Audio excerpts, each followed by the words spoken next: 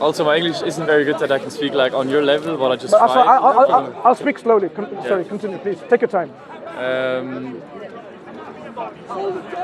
Well, I think the point with the law book, like we as people decided to put these laws on, and people made them, and the laws of physics, no one made them; they were here.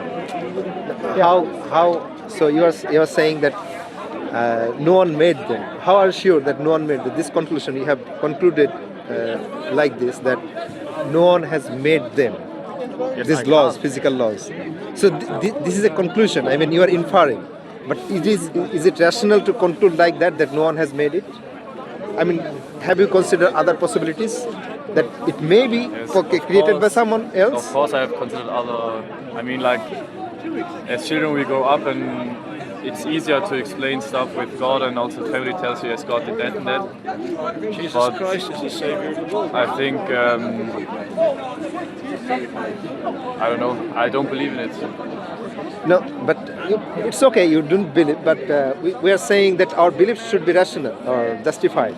No? Yeah, right. Yeah, so it is the fact that there exist laws. Yes. There exist laws. So now, what can we infer from this fact? Existence of laws. That means laws are either laws have been created by someone else. Let remove that option. For now, for third one. Yeah, talk about it later. Let take other options like that. Laws are eternal. It was existing forever earlier. Laws were existing forever. Second one, laws have created themselves. And are implementing themselves. Okay, and the third option is that someone has made it, created it, designed these laws, and then implementing or enforcing these laws in reality. That's why events are happening in a particular pattern. So you're saying there are three possibilities. Three possibilities. One is something else made those laws and implementing this law. Laws themselves were created by themselves, self-created. Or they were always there, eternally, without no beginning. Eternally laws. These are three broad possibilities of why the laws are there. Creation and implementation. Creation and implementation. Yeah. So, like someone can write some laws in the abstract form in a book or notebook. Yes. That does not make events happening according to these laws. Like any constitution, you can write a constitution of a country or a high code. But that does not mean that the highway will run according to those laws until you enforce those laws by something with else. your abilities. Some other conscious, willing, able, knowledgeable entities and agencies. The highway code is implemented by those conscious, knowledgeable, able entities or agencies. Otherwise, this book with its laws, if it's in a desert, it's not going to make highways and say this is red means stop and everyone has to. It's not going to happen. Yes, I agree with you. Yeah. Right. And what's the point? So that's why laws, we see in nature that there are laws and being implemented and events are happening. That's why even we are not conscious about these things, underlying reality of the of our world. Like we have taken many times the breathing, taken the oxygen and breathe it out, yet we are not conscious. But the laws are operating like that. These laws are so precise that this has enabled all the abilities, our consciousness and these things. So these laws are not just laws or constructed in a particular way.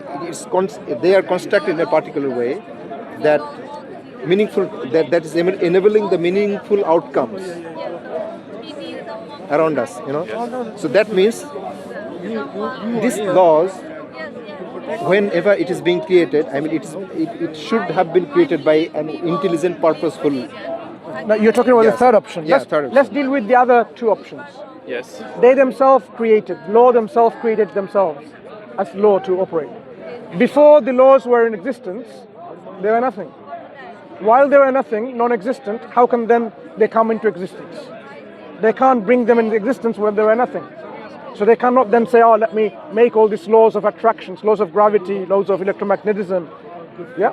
So that option is not very coherent. It doesn't make sense. The laws were always there, the other option. I think that one's true. Now, if they're always there, the question is, So you're saying, as a brute fact, the law is also always there. Then there are lots of questions that comes following that. These laws are implementing. How are they implementing if they are not conscious? If they don't have a will? To give you an example, right? So if I was there in my office, in front of a computer, a keyboard, now if I am not conscious, like I am totally being drugged or whatever, would I be able to write a letter on the computer by typing it? I'm totally, under anesthetics, Yes. or being with this drug that induces sleep, right? Yeah. I would not be able to do anything because I'm not conscious enough to write a letter. Now, suppose I am conscious. Now, I want to write a letter, but my hands are tied like this, my legs are tied, I can't move. And I don't have the technology to, with my eyes, just to this and then start writing. I still have to type on the keyboard. Can I write a letter? I can't.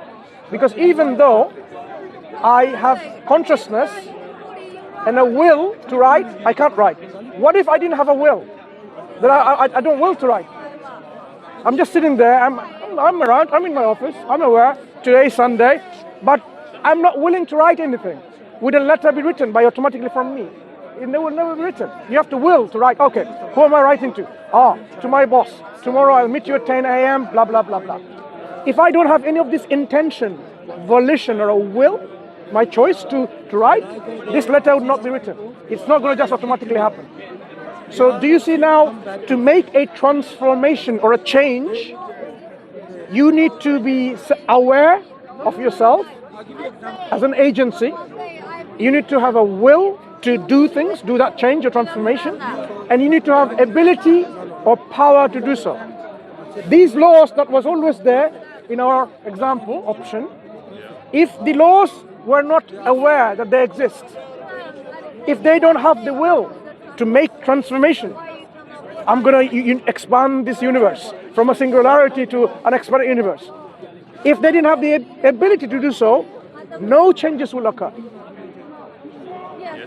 So now we have a problem. Now we are saying these laws are aware of themselves, they have a will, and they have ability. That's precisely the attribute, characteristics, or quality we give to the Creator. Someone who is self-aware of the existence, has the ability to make changes, and has a will, volition to make changes, makes changes by his will. He was there all the time. It has to be, because if he wasn't there, then we have the same problem. I mean, at one point there was nothing. If there was nothing at one point, then something will not come from it. If in the past, say about 18 billion years ago, our world is what, 13.8 billion years ago. 18 billion doesn't even make sense, right? So if I were to go back time that far, or even beyond that, let's say there was absolutely nothing, then nothing will always be there. Something will not come out of nothing. Nothing has no existence, nothing has no energy, no probability, no quantum fluctuations, nothing is absence of everything. So if there was nothing, something will never come into existence. So that means if something exists now, there has to be always something in the past. Because that something, you and me, cannot be a result of at one point there was nothingness. Because if there was nothingness, there will always be nothingness. That's why even Professor Lawrence Krauss, you heard of him? Lawrence Krauss? He's a very well-known physicist. He wrote a book called The Universe from Nothing. And some people who've not read his book say, oh, there you go. The universe doesn't need a creator. He says the universe from nothing. But he explains in his book what he means by nothing. He means quantum fluctuations, quantum fields. That's something. And he's not shy to say, yeah, it's something. And that requires right? laws. Right, and the laws. So basically, physicists today would never accept that the universe at one point could come from absolute nothingness. So the scientists would admit if something exists, something has to always, and the philosophers will say the same thing. If something exists today, something always has to exist. So that something cannot be simple laws or our universe in whatever form it is. Because it requires consciousness, awareness, will or volition, as we explained, and ability or power. And that is the three, and knowledge, of course, to make that transformation, four essential qualities that we say the Creator has. That's how you know the Creator to begin with. He exists, self-aware, made this universe with his will and ability and knowledge. So your explanation, which you will accept in your heart and mind, is the explanation where it's not nothingness, it's not self-creation, it's not eternally being there, but the one someone made it. This universe was made by someone who's conscious, willing, able, knowledgeable. I understand what you're saying, and also you have a point, but only like if God exists. You're completely right. If God exists. I'm not saying if. I'm saying God has to exist. Yes, of course. But I say if He exists, you're right. No, I'm saying these okay. qualities or aspects should exist for this universe to exist. If these qualities, the four qualities that we explained. Yes, I understand you completely. No. Do you accept these qualities are necessary for our world as it stands today? Either for laws or something eternally existing something, or Then pre-existing something. Then all this explanation we've given, you're saying transformation to happen in our universe, we don't need any of these four. I just said you have to have those things. Yeah, we need to have some of those, but I don't think that. Not some of them, all of them. Like laws of like physics laws. Yeah. Need a conscious or something. I don't think that's true. If there's no consciousness, these laws were not conscious, how are they going to implement it? They were there. They just work how they work. How are they going to enforce? You see, like a highway code tells you, if you kill someone by traffic accident, you will be probably imprisoned and whatever fine and penalty points, and your license will be taken away. It tells you that. Yeah. Would that piece of paper written those instructions go and then implement it in real life? It won't be able to. By definition, laws can be in abstract form or implemented form. These abstract basic things, characteristics of law. I mean, you cannot go out without considering these basic aspects of laws. Maybe I just have like a language barrier, but abstract and implemented. Abstract, like what's the implemented law? so implemented law, like Maybe yeah, that you like can explain. made it. for example, the laws of gravity is such that if you have a bigger object, Yeah. I'm joking. a smaller object, Not serious. there will be an attraction of the smaller object to the bigger object. Yes, right. Yeah, that's why you don't float in space, because the Earth is pulling you. That law doesn't know it exists, but it's an abstract thing. No feeling. But it's When you making put light sure from the shop. that it's implemented, that it's working, that it's enforced, that it's in use. So to make that law in use, to come to make it happen, So who can I say? the law doesn't know that it exists. How can it do it himself? That's why we say these essential characteristics are the characteristics we say of the creator, originator of our universe. The universe itself cannot do these things unless you say the universe has those properties. Then you make the universe like the creator, like the originator, like God.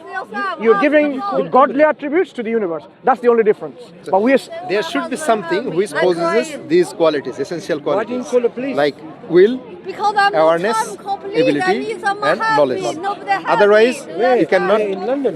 have this universe consistently in a consistent view, So bad. and you cannot have it. You cannot consistently explain London is not good for you.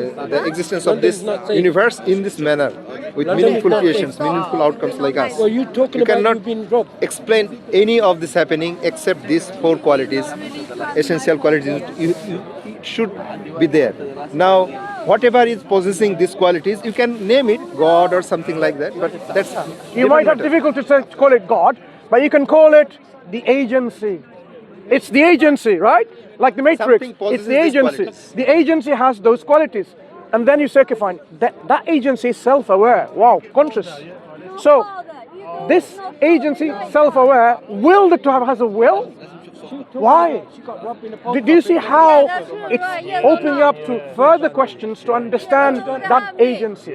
That's why we say the agency, which has all these qualities and characteristics, is the very minimal understanding that one can have about the creator of this universe. And then you can find that this agency, this originator of this universe, actually communicates to the creation, telling us why we are here in this way. Because you might be wondering, what am I doing here in this life? And what could happen to me after I die anyway? What's my purpose in life? People can come up with different ideas and different kind of theories, but these will be all speculations. We're not saying that God is like man or weird people. Someone is standing either. The originator will also have other qualities, which we need to now really highlight some of them. Will be free from any deficiencies, weaknesses. Will have to be absolute, independent. Cannot depend on something else. If you have this agency creator depending on something else, then who is that something else? Greater? Eventually you come to a point where you have to come to a point you say, this thing is the non-contingent, the one who is totally self-sufficient, independent. Yeah. Because there has to be. I have a question about, can I ask what you believe in? Of course. We are Muslims, we believe in Islam. Yes. We believe in one absolute, self-sufficient, independent creator, God, who created us with His will to fulfill one of our purposes. Because life is not given or created as a mere play and just, but for a noble purpose. To fulfill a certain role in our life, to acknowledge our Creator, be thankful, grateful to our Creator, be living our life with a certain code of life in which we make sure that everyone is fulfilling their rights, not committing oppression, injustice. I'm sure your tells you that you are against injustice and oppression. Yes, we should be living our life in this kind of righteousness in life. No oppression, no tyranny, no aggression, but living mutually in harmony and peace and justice. And as we die, we will be resurrected again and will be judged according to what we believed. Did we really acknowledge our Creator? And did we do all these righteous deeds, actions? And then if we are ones who've done this, through God's mercy, we will go to a place of eternal happiness and joy, tranquility, bliss, contentment, comfort. And those who become a rebel against God and say, no, there is no God, and they commit injustice in this world, associate partners with the Creator, and die on that state, for example, they will go to a place of misery, suffering. It's the justice of God, the Creator. So that's what the Islamic belief system is.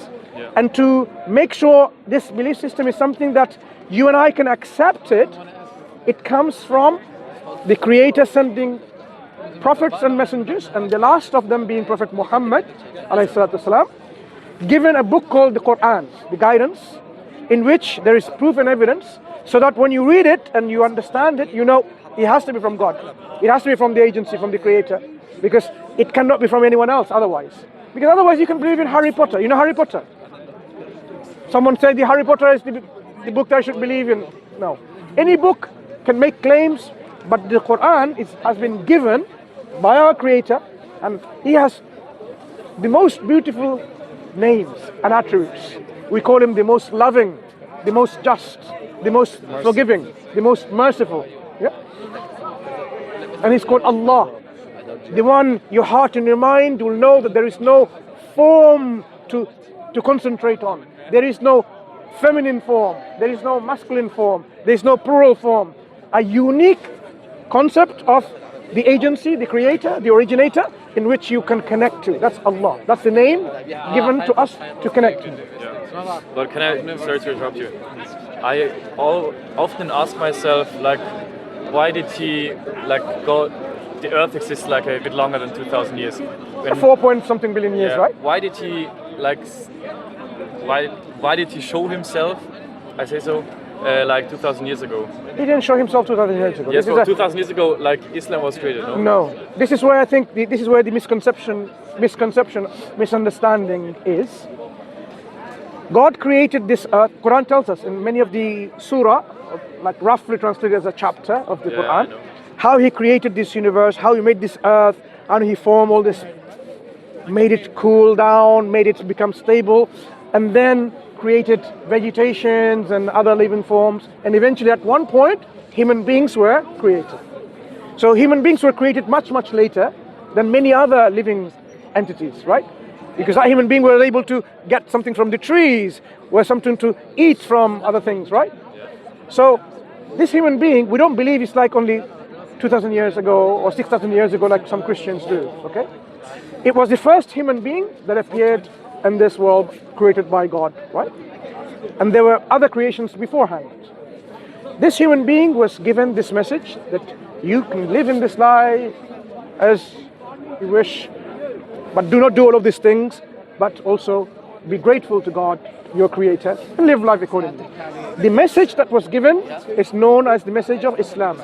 Submission, surrender, or your acceptance willingly of what the creator has willed. That is Islam, and one who does that is a Muslim. So the first human being was a Muslim, his religion was Islam, and then throughout the time in history, this message was continued from him and from his children. Some of them became prophets, were appointed by the Creator, Allah, prophets. But again, at some point, people made some misjudgment, and they started saying, no, that's our God, and this is God, and started worshipping things of the creation. Started worshipping the sun, and the moon, and the waters, thunder, Thor. You've heard of Thor, God of thunder. These things happen over the centuries. But God, our Creator, Allah, sends prophets again to remind them, no, these are not something to be worshipped. These are all creation, or your ideas and your thoughts and things like this. You should worship only the Creator of all of the cosmos, right? So this is like described in the Quran, or is it in the Quran? How you explain it? This is in the Quran. Okay. So this is how the God has told us about the historical reality of the past. People did this and they made their error in doing so. God sends another prophet to remind them. Some of them accepted it, some of them didn't. That's always been the case. Because it's up to the people to believe or not to believe. And in this line of prophets and messengers, in some of the reports we have 124,000 of the prophets were raised in different time periods. But what the Quran says, most importantly, there has been not a single community which did not receive a warner. God sent a warner to all nations and all communities, otherwise you'll be unjust. He tells them to the owner, don't do this, avoid worshipping the creation, the false gods and deities, but worship God only. So the last of them is Prophet Muhammad sallallahu alaihi wasallam, being the final messenger of Islam. So Islam is not a new religion. Islam is the only acceptable religion from day one until the world is going to come to an end. So the message of Islam is something very simple. You sincerely and willingly submit your will. That's not by force and coercion. So no one can put a gun on you and say, okay, become a Muslim or I'm going to blow your house or something like that. Not appropriate, not acceptable, totally unjustified. This is not how it's supposed to be. It's supposed to be your willing submission and surrender. That's what Islam is. With ikhlas and istislam, willing submission and surrender. So what you submit and surrender to, you submit and surrender to the will. As we were talking about the will of God as expressed through His messenger, final messenger. So the Quran has been given to him, which tells you these are the things you should do. Look, do not kill, do not lie, do not cheat, do not oppress, do not harass the people, do not insult, and so on. All of these do's and don'ts. But be charitable, be nice, be compassionate, be merciful, respect your mother and your father. You know, when they reach old age, extend the wings of mercy. Do not even say oof to them. Quranic instructions. So all of these do's and don'ts are there for our benefit, own benefit. But as we implement those things on this life, this will make us then to be recipient of God's mercies. Because you are being a willing submitter, He has guaranteed and promised you paradise, which is awaiting in the hereafter. Because He could have simply said, you know what, why all of this? All of this, why people have to go through, let's get rid of this first step. Let's put people straight into heaven, straight into hell. Because He knows the outcome. Because He's all knowledgeable. Remember what we said about the agency, the Creator? He's free from all weaknesses and deficiencies. So if He has knowledge, He's not a little bit knowledge, that's complete knowledge. That means He knows the past, present and the future. There is no deficiency in this knowledge. So God, our creator, Allah, knows the future. So if that is the case, why did he go through putting us into this life of test and then putting people in the day of judgment, say, okay, fine, this is what you've done. So because of that, you're going to go to heaven. Because of this, you're going to go to hell. Yeah, he could have simply said, what's the point? Put straight to people who would have behaved in a good way to paradise, behaved arrogantly and the wrong way into hell. People, if you went there, if God put you into paradise, would you complain? In your heaven, with happiness and joy, you would not complain. You would be so grateful and so happy. But people in the hellfire, I'm sure they will complain. They'll say, oh God, what have we done? I haven't done anything. You created me and put me straight in hellfire. That's a bit unjust, isn't it? You'll say. You'll say, God, I thought you were just and you put me into hellfire straight away. But if God says, look, but I knew what you're going to do. So I spared all of that time. I put you into hellfire. They'll say, oh no, I haven't done anything. Give me the chance. Let me know. Let me see for myself whether I was good or bad. That's why to remove that excuse, the wisdom is there to make sure in this life people have been given the opportunity to see whether you are really an oppressor or unjust or not, whether you are a rapist or not, whether you're really a good, righteous individual or not. You can see for your own self. And then in the day of judgment, where you're resurrected back again, you will know all of this will be presented to you in records. Because now what we have in our belief system, scribes writing on our left, on our right, on our left. All the things that we do, good, writing, being transcribed, and all the bad that we do, being transcribed. So everything will be presented. It's not a very alien concept anymore. Do you know why? But now we know we can record in digital media, right? In magnetic discs and so on. So there are scribes with us left and right, who are transcribing all of that. Not even that. Even our hands and our feet will be given the opportunity to testify. Oh, look, this is the hand that went and stabbed an individual, an innocent individual, and killed. Switch the button and then send all these aeroplanes and drones with bombs. The hand will testify. The legs will testify. This is the leg that went and you raped that woman. And so on and so forth. Because now even know, you know what? Now many things we know by science is possible. So in the day of judgment, when an individual is then resurrected and their book is presented, of book of deeds, the good and the bad, what you've done, you will have no excuse to say, I didn't do it. You're there, visible in front of you. So there will be no excuse remain there. People will say, oh, send us back. Those people who go to hellfire, they will plead with the gatekeepers. You can call them guards, right? Of the angels or in the hellfire. Oh, can you ask God to give me another chance? Send us back. Oh God, I'll be good. I will behave. I won't do all these bad things anymore. I will believe in you. I will submit my will to you. They will plead all of these things. Quran talks about many of these instances. But they will be not given a chance. Saying, look, you had the chance. And messengers, prophets, warners came to you, telling you, warning you, reminding you all of that. But you were too busy with your life. You said, I don't have time. Oh, no, that's not true. They will have this regret, but they will never come out. That's why the Quran, an interesting guidance from God, this book, final book, tells us about those events of the future in the book. What people will do, what they will plead, God send us back. But there will be no coming back. That's why in this life, we really have to awaken ourselves and say, this is the only life that we have, not like some beliefs where you're born again if you do bad, like a rat or a dog, and then you become good by doing some goodly doggy action, and then you become a human being. There is no such thing, belief system like that in Islam, because it doesn't make sense, cycle of birth. And like imagine somebody says, you know what,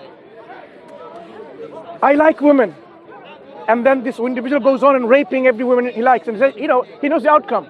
The law of karma is, okay, I'm going to have another life in which I might come less than a man. Maybe I become a chicken. And then after living a life like a chicken, I'll come back eventually to a life again. These will not stop people from committing evil. And that's why many belief systems, and this is what I want people to really think, when they deeply understand their reincarnation belief system, that's why they keep on doing all of these bad things. Because they don't care, because they know they're going to come back again and have another chance. That's why I'm saying there will be another chance. There will not be another chance. Islam tells you there will be only one chance in this life. You need to utilize it properly, because death comes and that's the end of your chances. But do we know when we're going to die? Do I know when I'm going to die? No one knows. God knows. So we have to make sure before we die, we surrender ourselves to our Creator, our Lord, Allah. We submit in our heart, profess with our tongue that yes, there is no God worthy of worship except you, and for Muhammad is a messenger of God. And you manifest this belief in your actions. In your actions. You do what is good. You avoid what is bad. And when you die, you know the guarantee given by God, a promise given by God, that you will be in a happy place in heaven, in paradise, in Jannah. That's the message of Islam. It's not something that you have to, be so crooked and twist to believe in something. All of that makes sense here and here. Intellectual, rational, reasonable. Your heart will also accept it and it will resonate with it. Makes sense.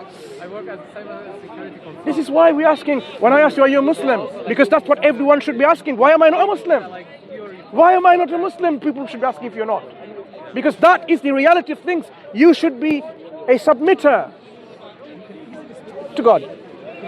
So if you're not a Muslim, ask yourself, what's the obstacle? You can ask, what is the obstacle? Your obstacle was like you've had a worldview with the paradigm called atheism, you're an atheist. That sort of makes a difference, saying, how can I be a Muslim when I'm an atheist? Now that we have explained to you, the atheism is not rational. What makes sense is a belief in an agency with will, with power, with knowledge, with self-awareness, essentially believing in Allah who created this universe. So you are no longer an atheist or an agnostic or a deist or a theist, you're a monotheist. Look how many steps. You're a monotheist. That monotheist is a monotheist, believe in one God in Islam. Because you cannot make your heart to believe in more than one God who is absolute. Because you know there will be conflict of will. If there was more than one God, there will be chaos in this universe. It's cold now, right, isn't it? One God says like, he's feeling cold. Sunshine, let it be like Barbados. Now, 40 degrees. Why does it happen? Because there seems to be one entity, agency controlling all our universe. That's why the earth rotates always like that, and it doesn't tomorrow goes the other way. So the sun is from the west, or it just jumps up and down from its orbit. It doesn't do that because it follows a particular way. Everything in our universe, the atoms, the electrons, the quarks, everything in this motion is following a specific way, showing there's only one controller, one designer, one creator. If there was more than one, there will be chaos. People who believe in polytheism, tritheism, right? Whether they're Christians and whether they're Hindus and so on, all of that, your heart and mind will reject. These are all polytheistic belief systems. A polytheistic belief system is a believing in more than one absolute. Ask him for an argument for why Christianity is considered paganism. He's a heckler. So let's move here from a heckler, because if he comes and follows us, the police will come and tell him off. Just come here, that's it. Ask him why Christianity is pagan. Yeah. Also, ask why the proof of the one God... No, just here, that's fine. So if he now follows, please go and report to the police. Okay, continue. I'm still following. Yeah. Report me. How about that? No? Okay. Can someone go and report to the police? This guy is harassing. So, does it make sense? We're flying like an Oh, no, I'm not going to keep you any longer then. I don't want to miss your flight. I just want to say yes, I just wanted to let you know, not to be disrespectful, just walk away. Yeah. So it's a pleasure speaking to you. What's your name? Arjun. Arjun? Yes. Are you from Germany or where from? Switzerland. Switzerland, sorry. Yeah. I'm a Muslim. My name is Mansur, and this is my brother Sawar. We would like you to become a Muslim. Read the Quran, read the life of the Prophet Muhammad sallallahu alaihi wasallam. Does anyone have a copy of the Quran? Can we offer you a copy of the Quran as a gift? Yeah, of course. Thank you. And don't delay becoming a Muslim, as I said, because the only belief system that will make sense to you is going to be Islam. Yeah, that's the only belief system. You can examine as many belief systems as you want. Yeah, it's the information age. Learn about other belief systems. See which one makes sense. If polytheism makes sense, ask yourself, how can it do so? As we have explained. If tritheistic, triunetheistic Christian belief system makes sense, ask yourself, how does it make sense? There can only be one absolute. There cannot be God with a lesser God and a demigod and a semi-God and a little God. Yeah? It cannot exist. It makes no sense. So this is why many other belief systems are like that. The only belief system currently is what you should be looking at is Islam. Through Prophet Muhammad ﷺ with the Quran. So read the Quran more, and ask yourself, when am I going to be ready before suddenly I'm dead and I'll be too late, become a Muslim. Don't delay, because you are a person of justice and fairness. Be just to yourself too. Like, I want to be just to myself, that I do not end up by my negligence in hellfire. But hellfire is no joke. And a displeasure of God. I mean, God likes you to be... Yeah, and displeasure of God. God wants you to reach out to Him, to believe in Him. He doesn't want anyone to go to hellfire. God doesn't want anyone to be burnt or tortured in hellfire. So that means you need to really make that effort. Our Prophet ﷺ explained, if someone makes an effort with a hand span, God comes to him like an arm span. If you come like one arm span to him, God comes like two arm span. If you come to him walking, God will come to you running. In the sense what? That if you make an effort, God will reach out to you. God will make it easy for you, right? So this is a copy of the translation of the Quran in English. A gift to you. Yeah, we're just leaving. Pray before you touch it. Pleasure speaking to you, and you have a safe journey. Yeah, Thank you. Thank you. وآخر دعوانا الحمد لله رب العالمين. Okay, I'll prove to you Jesus is God right now. Assalamu alaikum. So, can I take a picture with you? I know this from YouTube.